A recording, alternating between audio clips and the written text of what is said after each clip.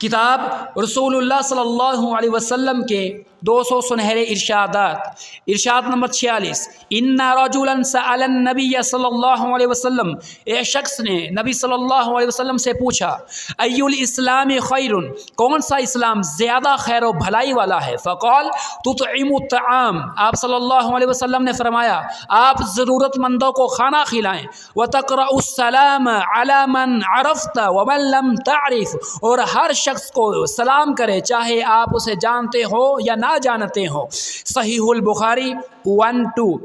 ارشاد number 47، ما نقصت صدقۃ من مال، صدقہ و خیرات سے مال کم نہیں ہوتا، وما زاد اللہ عبدا بعفو الا عزا، اور معاف کرنے سے اللہ تعالی بندے کی عزت میں اضافہ فرماتا ہے، وما تواضع احد للہ، جو شخص اللہ تعالی کی خاطر تواضع و انکساری اختیار کرتا ہے، الا رفعہ اللہ، اللہ تعالی اسے ضرور اونچا کر دیتا ہے۔ صحیح مسلم 2588۔